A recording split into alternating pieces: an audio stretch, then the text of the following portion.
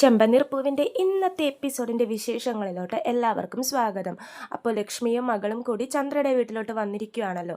അപ്പോൾ ചന്ദ്ര ചോദിക്കുന്നുണ്ട്, നിങ്ങളുടെ മകൻ വല്ലതും പറഞ്ഞോ, എന്തിനാ സച്ചി കൈയൊടിച്ചതെന്ന്?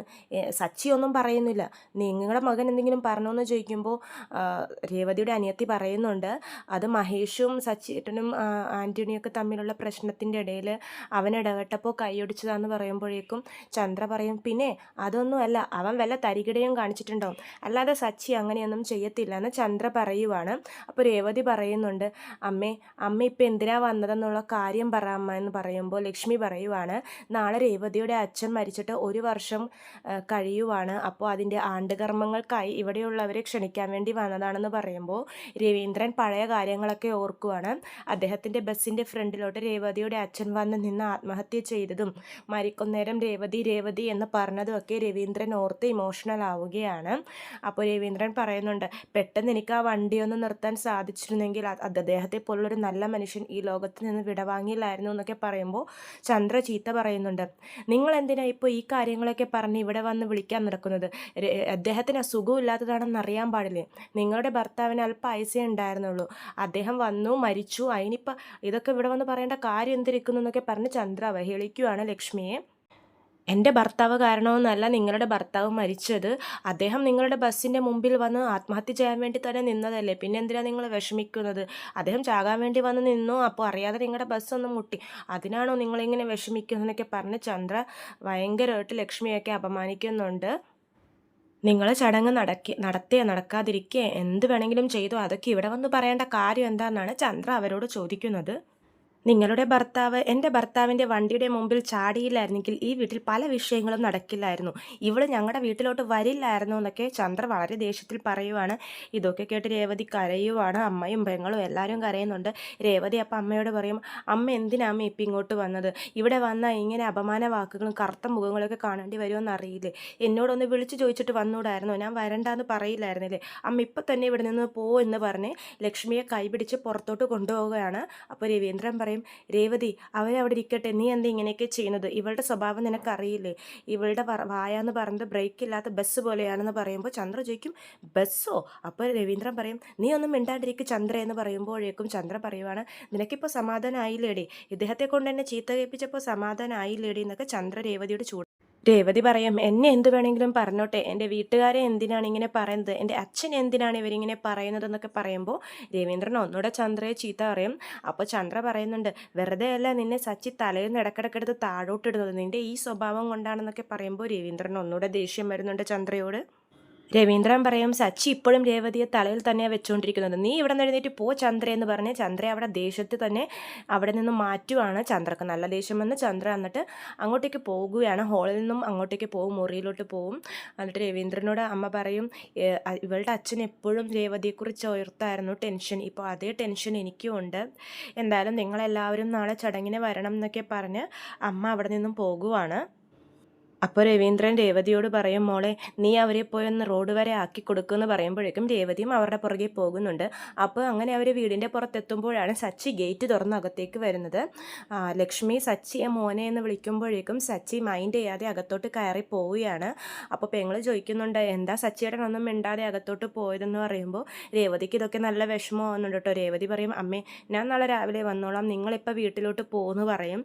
ഏതായാലും ലക്ഷ്മിക്കും അനിയത്തിക്കും എല്ലാവർക്കും സച്ചിയുടെ പെരുമാറ്റവും കൂടി ഇങ്ങനെ ആയപ്പോൾ നല്ല സങ്കടമൊക്കെ വന്നിട്ടുണ്ട്.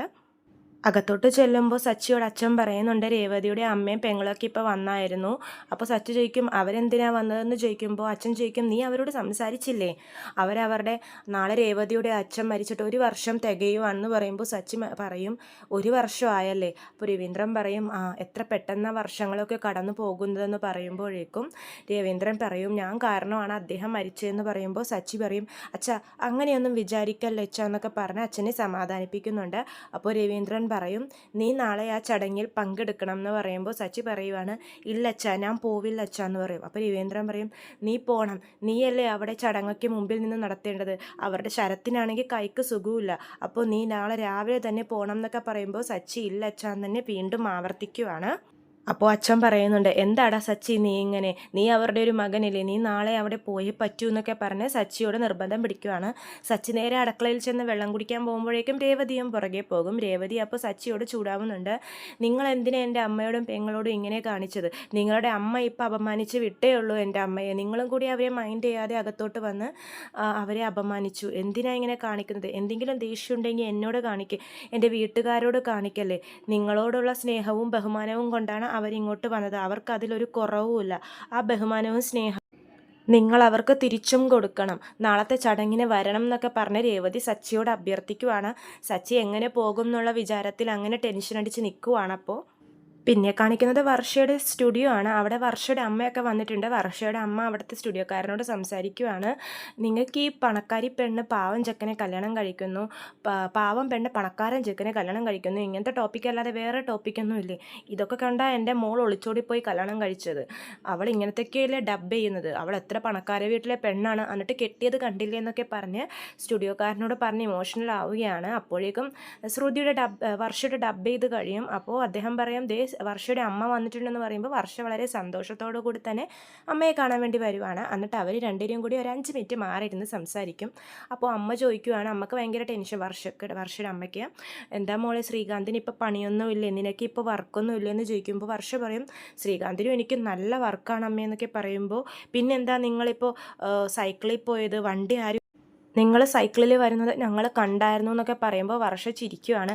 അമ്മേ, അതിനാ ശ്രീകാന്തിനെ കൊടുത്ത പണിഷ്മെൻറ്റാണ്, ഞങ്ങൾ ആദ്യമേ കണ്ട ഡേറ്റ് ശ്രീകാന്ത് മറന്നുപോയി, അതിന് ഞാൻ കൊടുത്ത പണിഷ്മെൻറ്റാന്ന് പറയുമ്പോൾ വർഷയുടെ അമ്മ ചോദിക്കുന്നുണ്ട്, അപ്പോൾ നീയാണല്ലോ അതിനെ സൈക്കിൾ ചവിട്ടുന്നത് കണ്ടതെന്ന് പറയുമ്പോൾ വർഷ പറയും, ആദ്യം ശ്രീകാന്ത് ചവിട്ടി, പിന്നെ ശ്രീകാന്തിന് മതിയായപ്പോഴേക്കും ഞാൻ ചവിട്ടി അമ്മേ. അമ്മ അതുകൊണ്ടാണ് ഇത്രയും പെട്ടെന്ന് ഓടി വന്നത്.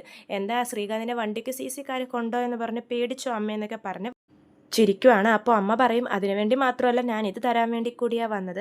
നിൻ്റെ അച്ഛൻ എപ്പോഴും എല്ലാ വർഷവും ഒരു ടൂർ പാക്കേജ് കിട്ടില്ലേ, ഇപ്രാവശ്യം ഞങ്ങൾ പോകുന്നില്ല, നീയും ശ്രീകാന്തും കൂടി പോയിക്കോ, നിങ്ങൾ ഹണിമൂൺ ട്രിപ്പിനൊന്നും പോയിട്ടില്ലല്ലോ എന്ന് പറയുമ്പോൾ വർഷ പറയും, ഞങ്ങൾ അതിനെപ്പറ്റി ആലോചിച്ചായിരുന്നു, പിന്നെ വർക്കിൻ്റെ ടെൻഷൻ, വർക്ക് ഒരുപാടുണ്ട്, അതുകൊണ്ടാണ് പോവാണ്ടിരുന്നതെന്ന് പറഞ്ഞ് ഈ ടൂർ പാക്കേജ് കാണുമ്പോൾ വർഷം ഒരുപാട് സന്തോഷിക്കുന്നുണ്ട് കേട്ടോ. അപ്പോൾ വർഷയുടെ അമ്മ പറയും, നിനക്ക് അവിടെ പ്രശ്നങ്ങളൊന്നും ഇല്ലല്ലോ, നിനക്ക് ഞങ്ങളുടെ വീട്ടിൽ വന്ന് നിന്നൂടെ എന്നൊക്കെ. അപ്പോൾ വർഷ പറയും, തുടക്കത്തിൽ എനിക്ക് കുറച്ച് പ്രശ്നം ഉണ്ടായിരുന്നു, പക്ഷേ ഇപ്പോൾ എനിക്ക് അവരെ എല്ലാവരും ഇഷ്ടമാണ്. സച്ചേട്ടൻ ഇടയ്ക്ക് ഓരോന്ന് പറഞ്ഞ് ഇറിറ്റേറ്റ് ചെയ്യും, ഇപ്പോൾ ഞാനതൊക്കെ ഇഗ്നോർ ചെയ്ത് വിടുവാന്നൊക്കെ പറഞ്ഞ് അമ്മയെ അവിടെ നിന്ന് പറഞ്ഞയക്കുവാണ്. ശ്രീകാന്തിന് അവിടെ നിൽക്കാനാണ് കൂടുതൽ ഇഷ്ടം, അതുകൊണ്ട് ഞങ്ങൾ അങ്ങോട്ടൊന്നും വരുന്നില്ല എന്ന് അമ്മയെന്ന് പറയുമ്പോൾ വർഷയുടെ അമ്മയുടെ മുഖമൊക്കെ മാറുന്നുണ്ട്. പിന്നെ കാണിക്കുന്നത് ലക്ഷ്മിയുടെ വീടാണ്. അവിടെ ചടങ്ങിൻ്റെ പ്രിപ്പറേഷനൊക്കെ നടക്കുവാണ്. അപ്പോൾ വന്നവരൊക്കെ ചോദിക്കുന്നുണ്ട്, സച്ചി വന്നില്ലേന്ന്. അപ്പോൾ രേവതി പറയും, വന്നിട്ടില്ല, വരും എന്ന് പറയും. അവിടെ വെച്ച് ഇന്നത്തെ എപ്പിസോഡ് നിർത്തുവാണ്. അപ്പോൾ നാളത്തെ എപ്പിസോഡിൻ്റെ വിശേഷങ്ങൾ ഞാൻ ചാനലിൽ അപ്ലോഡ് ചെയ്യും. ചാനൽ സബ്സ്ക്രൈബ് ചെയ്യാത്തവർ സബ്സ്ക്രൈബ് ചെയ്യണേ. വീഡിയോ ഇഷ്ടമായെങ്കിൽ ലൈക്ക് ചെയ്യണം. എല്ലാവർക്കും നന്ദി.